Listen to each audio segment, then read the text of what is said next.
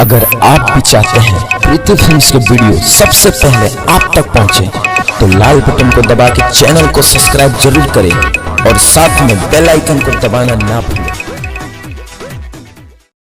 Presented by Preeti Films. बोला बोला छठी मैया की जय।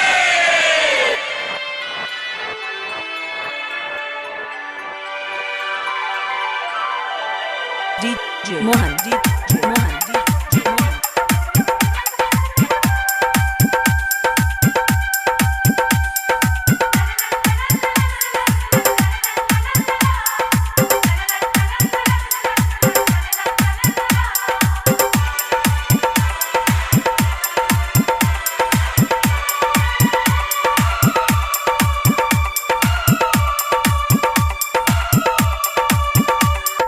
रानी तो से प्यार भई मिलन छठी घाटे हो।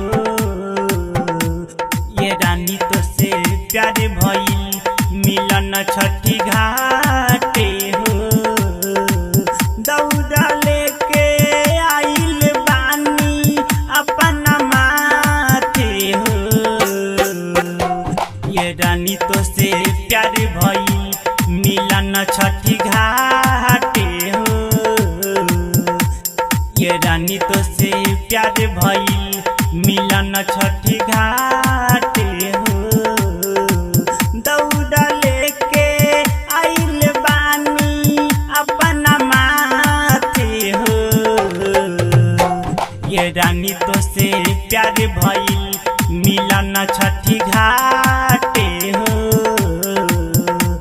ये रानी तो से प्यार भई। बोला बोला छठी मैया की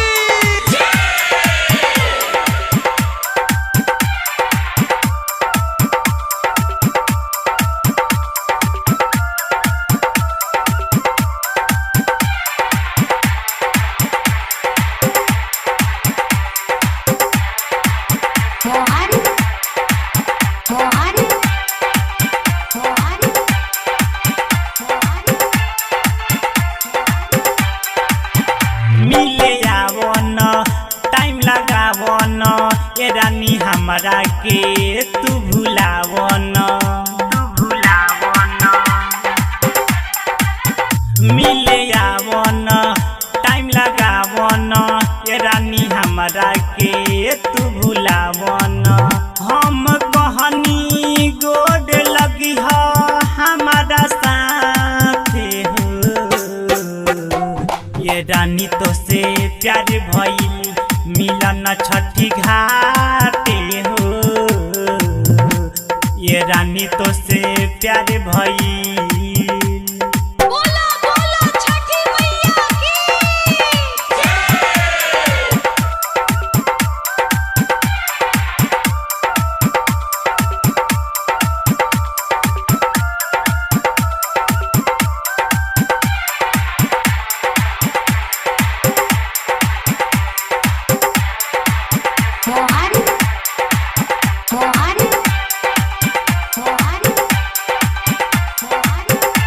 प्रीति फिल्म्स रिकॉर्डिंग स्टूडियो चिरैया।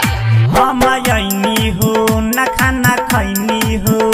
तोहरा चक्कर में हम बगलैनी हो। हम आईनी हो न खाना खैनी हो। तोहरा चक्कर में हम बगलैनी हो। जवन कहतानी रानी सुन बाते हो। ये रानी तो से प्यार भई मिलन छठी घाटे हो। ये रानी तो से प्यार भई। बोला बोला छठी मैया की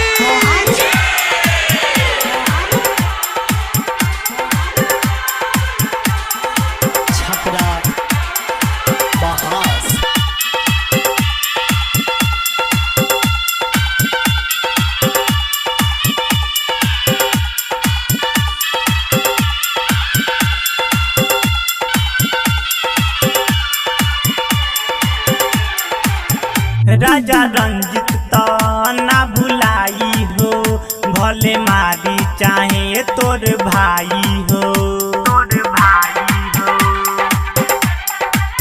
राजा रंजित तो ना भुलाई हो, भरे मारी चाहे तोरे भाई हो।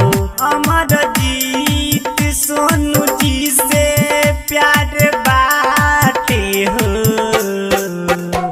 ये रानी तो से प्यार भई मिलन छठी घाटे हो, ये रानी तो से प्यार भई। प्रीति फिल्म्स रिकॉर्डिंग स्टूडियो चिरैया।